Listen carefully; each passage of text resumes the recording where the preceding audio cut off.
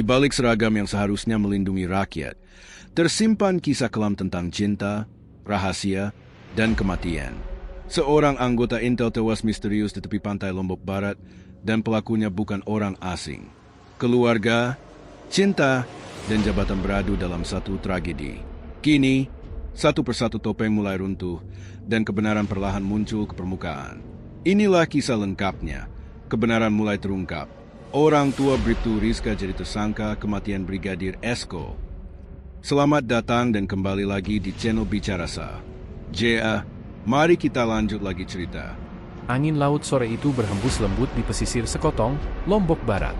Langit berwarna jingga, burung camar terbang rendah, dan aroma asin laut terbawa sampai ke jalan kecil yang menghubungkan desa dengan pos polisi. Tak ada yang menyangka bahwa ketenangan itu akan berubah menjadi mimpi buruk yang menghantui warga selama berbulan-bulan. Menjelang pukul 6 sore, seorang nelayan bernama Raffi sedang mengayuh sepedanya melewati jalan setapak menuju pantai. Ia berhenti mendadak saat melihat sesuatu di pinggir jalan berpasir. Seorang pria berseragam polisi tergeletak tak bergerak, darah mengering di pelipisnya. "Ya Allah, Brigadir Esko!" teriak Raffi panik. Warga berdatangan.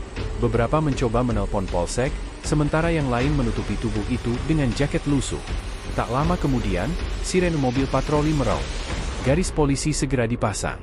Wajah-wajah kaget dan bisu memenuhi tempat kejadian. Tak ada yang berani bicara, tapi tatapan mereka saling bertanya-tanya, apa yang sebenarnya terjadi pada Brigadir Esko Fascarelli, anggota Intel Polsek Sekotong yang selama ini dikenal ramah dan disiplin? Ketika tim identifikasi dari Polres Lombok Barat tiba, suasana berubah lebih tegang. Ponsel Esko ditemukan pecah di dekat tubuhnya, dan kunci mobil dinasnya masih tergantung di saku. Ada bekas seretan kaki di tanah, bercampur pasir dan darah. Semua tanda menunjukkan Esko tidak mati karena kecelakaan. Di kantor Polsek Sekotong, kabar itu membuat semua anggota terpukul. Salah satu di antara mereka, Bribtu Rizka, terlihat pucat dan tak stabil. Ia sempat menangis di ruang belakang, menutupi wajah dengan tangan. "Dia rekan saya nggak percaya," katanya lirih.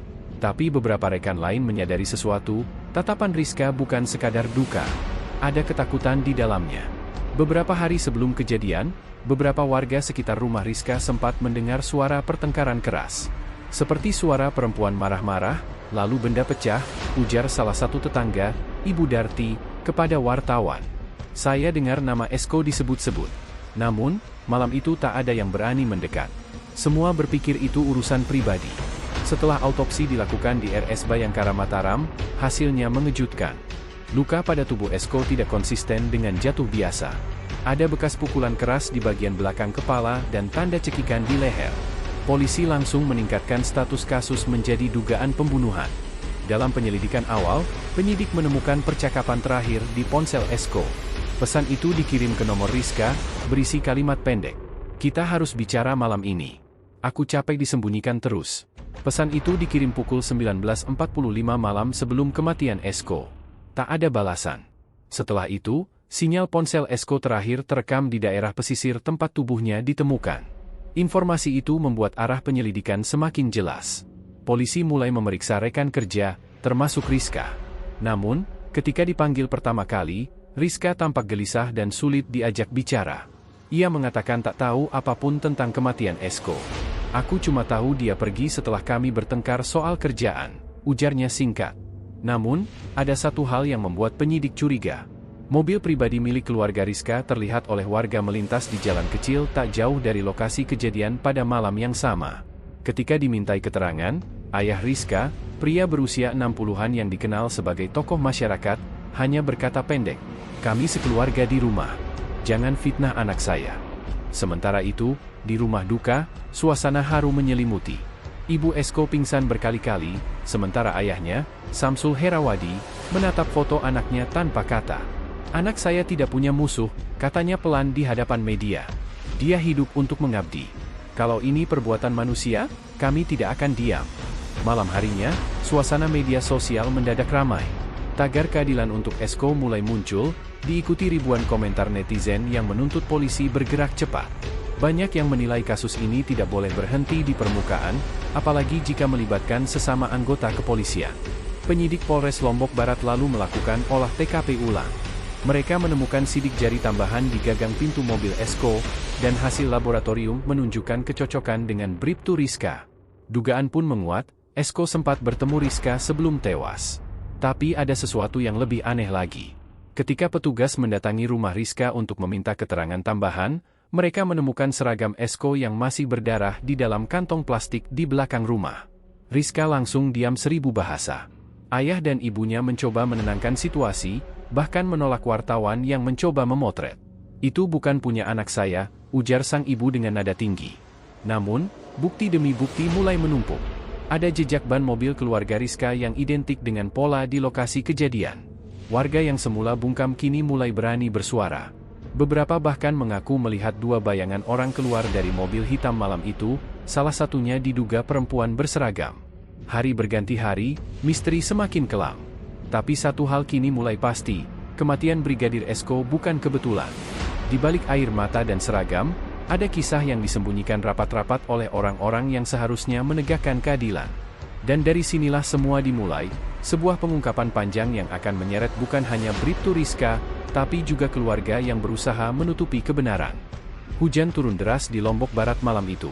Di ruang interogasi Polres, Bribtu Rizka duduk menunduk, kedua tangannya terikat borgol ringan. Matanya bengkak, wajahnya letih. Ia tak lagi mengenakan seragam, hanya pakaian biasa warna abu yang tampak lusuh.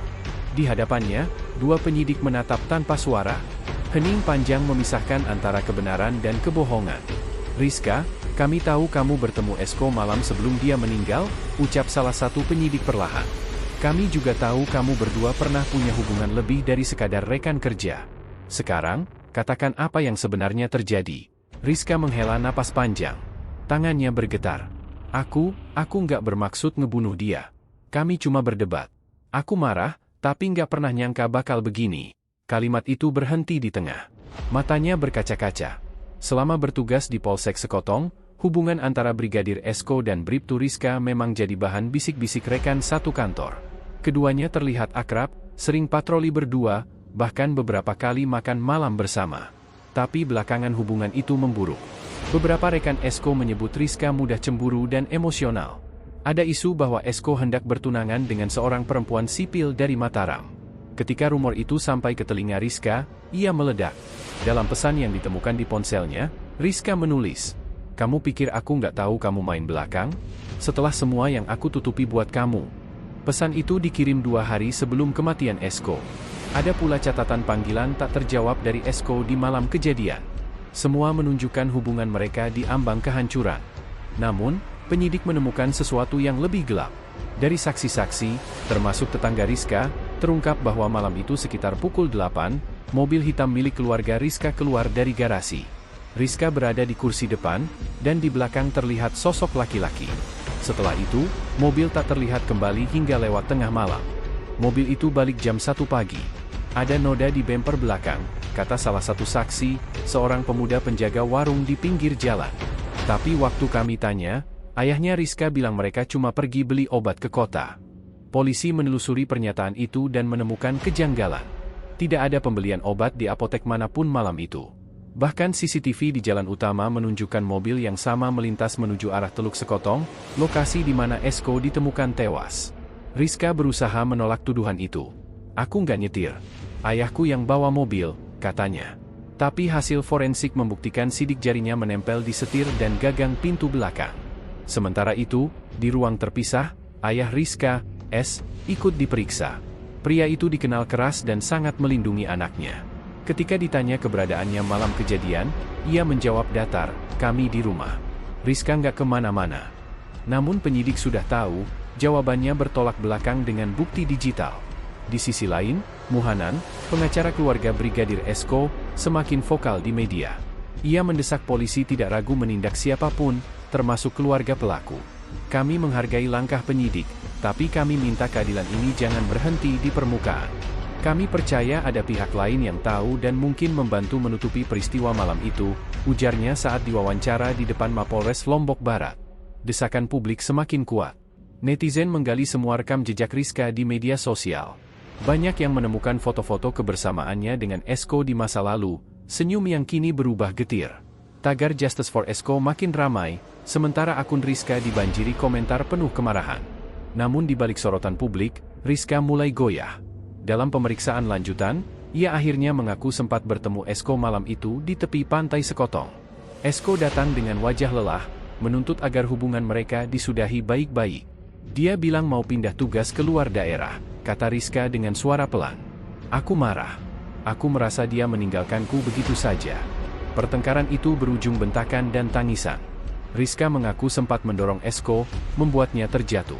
Tapi ketika Esko mencoba pergi, Rizka panik. Aku cuma mau dia dengar aku, bukan, suaranya tercekat. Tapi dia terus jalan, dan aku kejar. Lalu, semuanya kabur dari ingatanku. Meski Rizka berusaha menyangkal niat membunuh, hasil visum menunjukkan serangan fisik berat yang tak mungkin dilakukan secara spontan. Lebam di kepala dan luka cekik menunjukkan adanya pertarungan. Lebih parah lagi, jejak darah di bagasi mobil keluarga Rizka cocok dengan DNA Esko. Artinya, tubuh Esko kemungkinan dibawa setelah ia tak berdaya. Ketika fakta ini dibuka di hadapan Rizka, ia hanya menangis tanpa suara. Air matanya jatuh tanpa penjelasan. Tapi penyidik tahu, masih ada tangan lain yang ikut terlibat, mungkin membantu menghapus jejak atau memindahkan tubuh Esko. Dalam laporan internal, penyidik menulis kalimat singkat.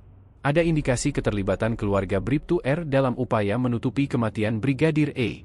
Dari sinilah arah kasus berubah. Apa yang awalnya dianggap pertengkaran pribadi antara dua anggota polisi kini berkembang menjadi dugaan kejahatan terencana, melibatkan lebih banyak pihak daripada yang diduga. Di luar gedung Polres, hujan masih turun deras. Seolah langit sendiri menangis untuk keadilan yang belum benar-benar datang. Sementara itu, keluarga Rizka mulai bersembunyi dari sorotan publik, tak tahu bahwa sebentar lagi, nama mereka akan disebut dalam daftar tersangka baru yang mengguncang Lombok Barat. Suasana di Mapolres Lombok Barat pagi itu tegang. Wartawan memadati halaman depan, kamera berjajar, dan mikrofon diarahkan ke pintu ruang konferensi. Rumor beredar sejak semalam bahwa penyidik akan mengumumkan perkembangan besar dalam kasus kematian Brigadir Esko Fascarelli.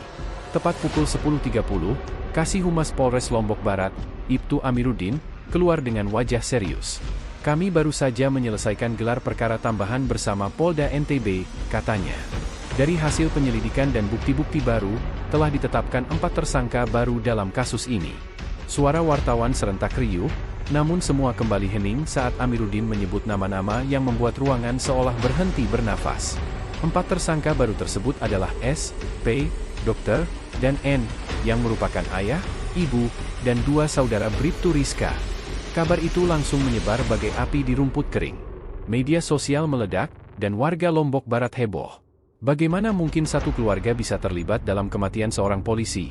Di sisi lain, di rumah sederhana milik keluarga Rizka di Desa Batu Putih, suasana berubah mencekam. Polisi datang membawa surat penangkapan. S, ayah Rizka yang dikenal sebagai pensiunan guru dan tokoh masyarakat, berdiri kaku di depan pintu. Kami nggak bersalah. Ini salah paham, serunya dengan suara bergetar. Namun aparat tetap melaksanakan tugas. Istrinya, P, menangis sambil menggenggam tas kecil berisi pakaian. 2 anaknya, Dr. dan N, hanya bisa menunduk pasrah. Bukti yang ditemukan penyidik memang tak terbantahkan.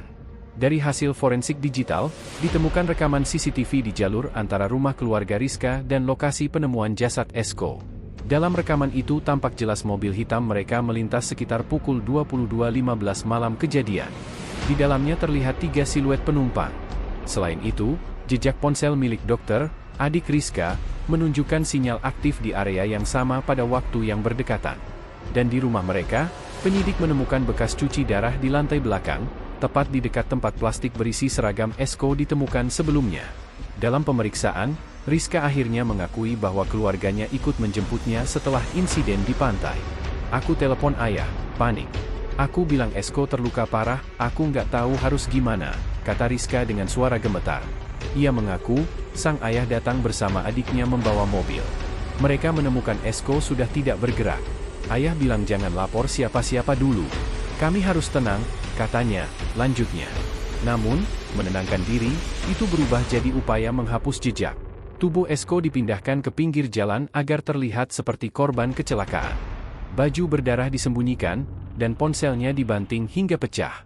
Dalam berita yang disiarkan malam itu, kuasa hukum keluarga Esko, Muhanan, menilai langkah polisi sudah tepat. Kami dari pihak korban sangat mengapresiasi langkah Polres Lombok Barat. Ini menandakan hukum masih bisa tegak di negeri ini, meskipun pelaku berasal dari keluarga aparat sendiri, ujarnya di depan kamera. Namun ia juga menegaskan agar rekonstruksi ulang segera dilakukan, karena ada kemungkinan peran setiap tersangka berbeda. Kita ingin tahu, siapa yang melakukan kekerasan pertama, siapa yang memindahkan jenazah, dan siapa yang menyuruh menutup-nutupi. Semua harus jelas.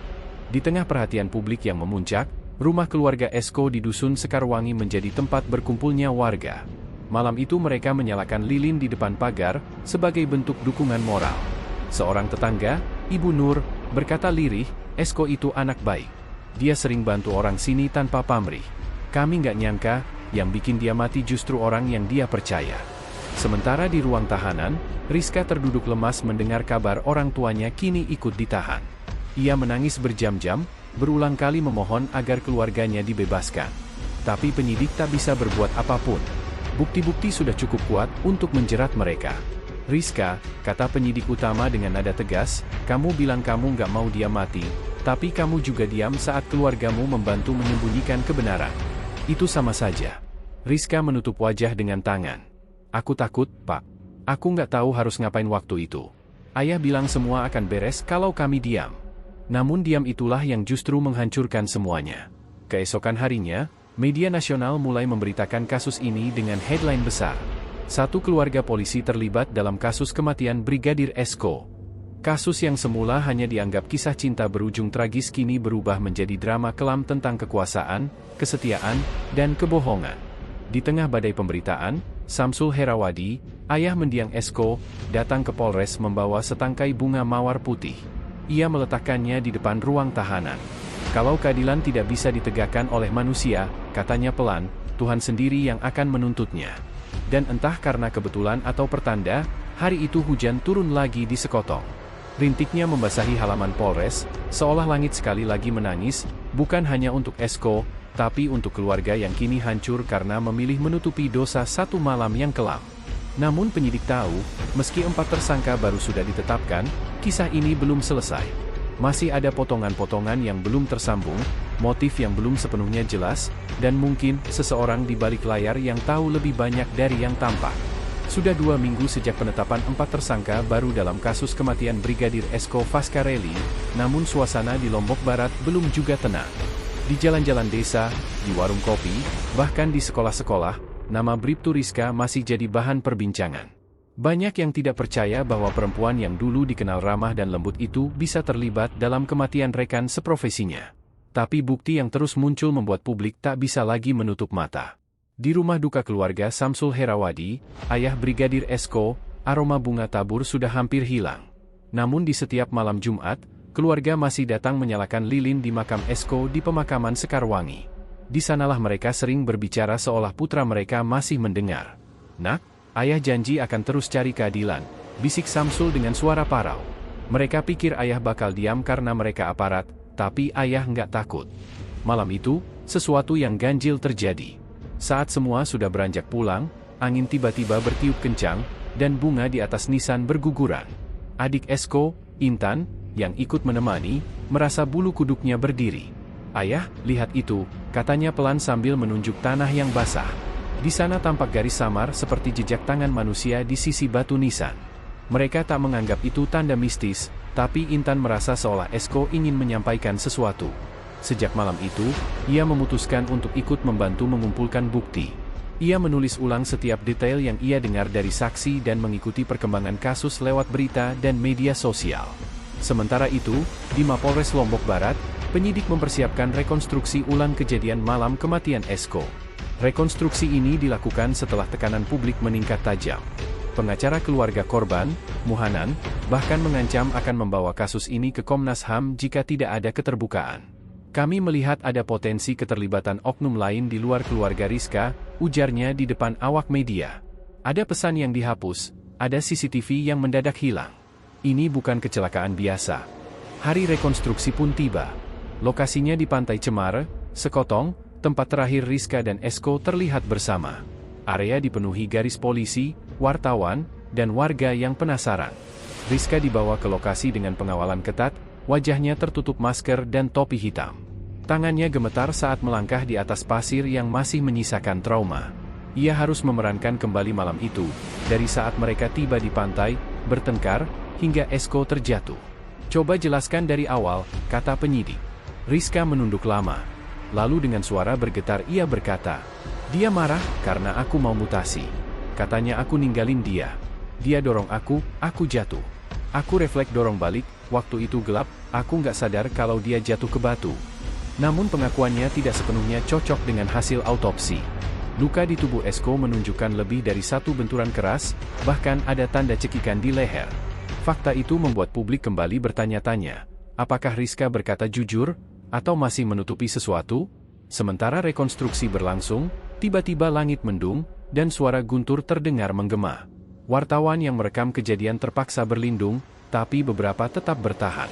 Dalam salah satu video yang diunggah ke media sosial, terdengar suara samar-samar di tengah angin. "Aku belum tenang." Video itu viral dalam hitungan jam. Netizen menyebut suara itu sebagai suara dari kubur, seolah arwah Esko sendiri menuntut keadilan. Di rumahnya, Rizka menulis surat kepada pengacaranya, Anton Wibawa. Dalam surat itu, ia mengaku mulai dihantui rasa bersalah. "Setiap malam aku dengar suara Esko memanggil namaku. Aku tahu aku salah, tapi aku juga korban keadaan. Aku cuma mau dia diam malam itu, bukan mati." Anton, yang dikenal tegas namun bijak, menyadari bahwa kliennya kini berada di ujung keputusasaan. Ia mencoba menenangkan Rizka, tapi juga tahu bahwa kebenaran belum sepenuhnya keluar. Ia memutuskan untuk menyelidiki sendiri beberapa hal yang tak masuk akal, termasuk hilangnya ponsel Esko dan hasil chat yang terhapus sebelum kematiannya. Sementara itu, Komnas HAM mulai turun tangan. Mereka menyelidiki dugaan bahwa ada upaya intervensi dalam penyelidikan awal kasus ini. Beberapa saksi dari kepolisian lokal bahkan mengaku sempat ditekan agar tidak membocorkan informasi ke media. "Kami diminta tutup mulut soal waktu kematian dan lokasi pertama kali jasad ditemukan," ujar salah satu anggota yang akhirnya berani bersuara secara anonim. Situasi ini membuat publik semakin geram. Tagar keadilan untuk Esko trending di X, Twitter, selama berhari-hari. Warga dari berbagai daerah mulai mengirim karangan bunga ke rumah keluarga korban, bertuliskan kalimat seperti, "Untuk Esko, semoga tenang di sisi Tuhan. Kebenaran sedang menuju kamu." Malam itu, Intan duduk di teras rumahnya sambil menatap langit. Angin laut membawa aroma garam yang getir. Ia menatap foto kakaknya di seragam dinas, tersenyum gagah dengan baret hitam di kepala. "Kak," bisiknya lirih, "aku tahu kakak nggak mau cuma dikasihani. Aku akan terus suarakan kebenaran ini, meski harus lawan orang kuat sekalipun." Dan di tempat lain, di sel tahanan wanita Polres Lombok Barat, Rizka tak bisa tidur. Ia terus menatap langit-langit, mendengar suara hujan di luar. Di dalam pikirannya, suara Esko terdengar lagi, kali ini lebih jelas. "Katakan semuanya, Rizka, biar aku bisa pergi dengan tenang." Hujan deras mengguyur Lombok Barat malam itu. Di balik jeruji besi sel tahanan wanita Polres, Bribtu Rizka duduk diam di sudut ruangan, memeluk lututnya. Wajahnya pucat, mata sembab. Sejak rekonstruksi ulang di Pantai Cemara, bayangan Esko tak pernah berhenti menghantuinya. Suara itu datang setiap malam, pelan, namun jelas. "Rizka, kebenaran harus keluar dari mulutmu sendiri." Ketika penjaga selesai memeriksa tahanan lain, langkah kaki Anton Wibawa, pengacaranya, terdengar mendekat. Ia membawa map tebal dan wajahnya tampak letih. "Aku baru dari Mapolda NTB," katanya lirih. "Ada sesuatu yang harus kamu dengar." Anton mengeluarkan beberapa lembar hasil digital forensik yang baru diterima dari pusat. Di antara lembaran itu, terdapat salinan chat terakhir antara Esko dan seseorang dengan nama kontak, Komandan R. "Dia sempat mengirim pesan sebelum meninggal," lanjut Anton. "Saya tahu soal perintah malam itu. Saya tak bisa ikut. Ini sudah gila." Rizka menatap lembaran itu dengan tangan gemetar. Air matanya mulai mengalir. "Aku tahu siapa itu," katanya lirih. Anton menatapnya tajam. "Siapa, Rizka?" "Komandan R, itu bukan orang luar. Dia komandanku sendiri. Orang yang memintaku menenangkan Esko malam itu." Anton terdiam. Ia tahu pernyataan itu berisiko besar. Jika benar, maka kasus ini bukan lagi sekadar konflik pribadi, melainkan perintah dari atasan untuk menutupi sesuatu yang lebih besar. Rizka menarik napas panjang, menatap Anton dengan mata kosong namun pasrah. "Aku nggak mau terus bohong, Bang. Aku mau cerita semuanya." Malam itu, di ruang interogasi kecil yang hanya diterangi lampu neon redup, Rizka menuturkan seluruh kisah yang ia simpan selama ini. Seminggu sebelum kematian Esko, ia mendapat perintah dari Komandan R, salah satu pejabat polsek tempat mereka bertugas. Esko diketahui tengah menyelidiki kasus penyelundupan bahan bakar ilegal yang diduga melibatkan aparat. Namun Esko bertindak terlalu jauh. Ia menyimpan bukti dan berencana melaporkan langsung ke Polda. Komandan bilang, kalau Esko terus ngotot, semuanya bisa hancur. Aku disuruh bujuk dia supaya diam. Tapi malam itu, dia marah, dan semuanya berantakan. Air mata Rizka jatuh tanpa bisa ditahan. Aku nggak pernah niat bunuh dia. Aku cuma mau dia berhenti malam itu. Tapi dia dorong aku duluan, aku panik. Aku dorong balik, dan dia jatuh. Anton menatap Rizka lama, memastikan setiap kalimat direkam. Kalau begitu, kenapa orang tuamu ikut ditetapkan tersangka? Mereka bantu aku setelah kejadian. Mereka bantu buang barang-barang yang bisa jadi bukti. Aku minta tolong ke mereka, aku pikir aku bisa lindungi semua orang. Ternyata aku salah. Setelah pengakuan itu, Anton mengajukan permohonan berita acara tambahan ke penyidik. Namun langkahnya tidak mudah. Ada tekanan dari dalam institusi, bahkan ancaman samar mulai datang. Salah satu pesannya di ponsel hanya bertuliskan, berhenti gali lubang sendiri, Anton. Kamu bisa tenggelam. Tapi Anton bukan tipe yang mundur. Ia membawa semua bukti itu ke media nasional. Dalam konferensi pers yang digelar di Mataram, ia membeberkan hasil chat forensik, termasuk peran misterius Komandan R. Klien saya siap bertanggung jawab atas tindakannya, katanya di depan kamera. Namun, publik juga berhak tahu bahwa ada pihak lain yang memerintahkan tindakan itu. Ini bukan sekadar kasus cemburu, tapi ada motif besar di balik kematian Brigadir Esko. Berita itu langsung meledak di media. Tagar baru dalang sebenarnya mulai menggantikan keadilan untuk Esko di platform X. Polda NTB akhirnya angkat bicara dan menjadwalkan pemeriksaan ulang terhadap beberapa perwira yang disebut dalam pengakuan Rizka. Sementara itu, di rumah keluarga Esko, ayahnya, Samsul Herawadi, duduk di beranda saat malam sunyi. Di pangkuannya, surat dari pengacara berisi salinan pengakuan Rizka. Ia membaca perlahan, menitikkan air mata. Jadi benar, nak, ini bukan hanya soal cinta, tapi soal kejujuran yang dibungkam. Ia menatap langit malam. Hujan baru saja reda, meninggalkan aroma tanah basah. Di kejauhan, terdengar suara ombak memecah pantai sekotong. Tenanglah sekarang, Esko. Perlahan, kebenaranmu mulai didengar. Hari demi hari berlalu. Kasus ini mulai menyeret nama-nama besar, termasuk beberapa pejabat kepolisian di Lombok Barat. Komandan R akhirnya dipanggil ke Polda NTB sebagai saksi, sebelum statusnya berubah menjadi tersangka baru setelah ditemukannya bukti transfer uang ke rekening Rizka 2 hari sebelum peristiwa maut. Rizka kini dipindahkan ke tahanan khusus di Mataram. Ia tampak lebih tenang. Dalam surat terakhir kepada Anton, ia menulis, "Aku tahu aku harus menebus dosaku. Tapi setidaknya, sekarang Esko bisa tenang. Aku sudah katakan semuanya." Beberapa bulan kemudian, sidang perdana digelar di Pengadilan Negeri Mataram. Ruangan penuh sesak, kamera televisi berjajar di belakang. Rizka hadir mengenakan baju putih dan jilbab abu-abu, wajahnya pucat tapi tenang. Di kursi pengunjung, keluarga Esko hadir lengkap, termasuk Intan yang kini terlihat lebih tegar. Saat hakim mengetuk palu, suasana hening. Jaksa membacakan dakwaan, menyebut 4 tersangka keluarga Rizka dan 1 pejabat baru yang kini resmi jadi terdakwa tambahan, Komandan R. Kebenaran yang selama ini disembunyikan, akhirnya terbuka lebar di hadapan publik. Ketika sidang berakhir, Intan menatap Rizka yang digiring keluar. Untuk sesaat, pandangan mereka bertemu. Tidak ada kebencian di mata Intan, hanya air mata dan kelegaan yang dalam. "Terima kasih, sudah jujur," bisik Intan pelan, sebelum Rizka mengangguk dan menunduk, seolah menerima takdirnya. Hari itu, langit Lombok cerah untuk pertama kalinya setelah berminggu-minggu mendung. Di makam Brigadir Esko, bunga-bunga baru bermekaran. Di batu nisannya tertulis, "Kebenaran tak bisa dibunuh. Ia hanya menunggu waktu untuk ditemukan." Dan memang benar, kebenaran akhirnya datang, meski harus melewati darah, air mata, dan penyesalan.